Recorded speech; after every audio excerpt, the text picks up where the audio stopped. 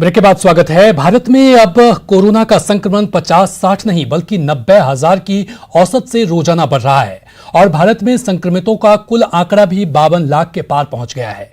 Vaccine आने तक ये बता पाना मुश्किल लग रहा है कि इसकी रफ्तार पर ब्रेक लगेगी या यूं ही संक्रमण असावधानी बरतने पर बढ़ता ही जाएगा।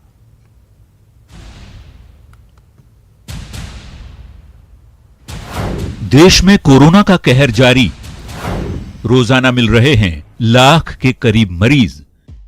देश में कोरोना का संक्रमण लगातार फैलता ही जा रहा है। अब तो हालात ये हैं कि रोजाना 90,000 की औसत से नए मामले सामने आने लगे हैं। बीते 24 घंटे में भी कोरोना के 96,424 नए मामले सामने आए हैं। इस बढ़ोतरी के बाद देश में कोरोना से संक्रमित होने वालों की संख्या 52,14,000 के पार पहुंच चुकी है। हालांकि इसमें 41,12,000 से ज्यादा कोरोना से पीड़ित लोग स्वस्थ भी हो चुके हैं, जबकि कुल संक्रमितों में से 84,000 से ज्यादा लोगों की मौत हो चुकी है। इसमें राहत की बात यह है कि अब कोरोना से मृत्यु दर गिरकर 1.62% हो गई है और स्वस्थ होने की दर बढ़कर 79% हो गई है। हमारी दुनिया में सबसे कम मोर्टेलिटी रेट है और अब ये हमारा लक्ष्य है कि हम इस मोर्टेलिटी रेट को 1% से भी जो है कम पर ले जाना चाहते हैं। इस बीच बता दें, भारत में 3 वैक्सीन के ट्रायल के अच्छे नतीजे भी देखने को मिले हैं और सब कुछ ठीक रहा तो अगले साल की शुरुआत में देश में टीका भी उपलब्ध हो जाएगा। भारत में हमारे जो कैंडिडेट वैक्सीन हैं उसमें 3 लगभग ऐसे हैं जो फेज 1, फेज 2 और फेज 3 के अंदर पहुंच गए हैं। हमारे को उम्मीद है कि अगले साल के शुरुआत के अंदर हमें भारत के अंदर वैक्सीन उपलब्ध हो जानी चाहिए।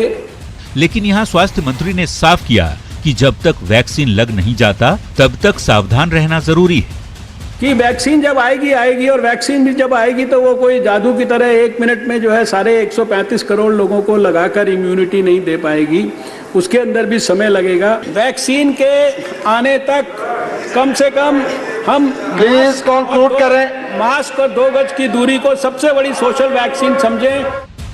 साफ है, सोशल वैक्सीन यानी 2 गज की दूरी और मास्क ही अभी कोरोना से बचने के अहम उपाय हैं। इसलिए जब तक टीका नहीं आ जाता और लग नहीं जाता, खुद भी सावधान रहिए और दूसरों को सावधान करिए।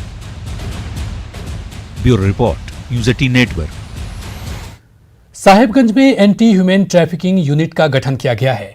इस यूनिट के खुलने से झारखंड के साहिबगंज और उसके आसपास के इलाकों में मानव तस्करी के शिकार लोगों की सुरक्षा और उससे जुड़े मामलों की जांच में आसानी होगी। मानव तस्करों के खिलाफ कमर कसने की केंद्र और राज्य सरकार की पहल के बाद साहिबगंज नगर थाने में एंटी ह्यूमन ट्रैफिकिंग यूनिट का गठन किया गया है।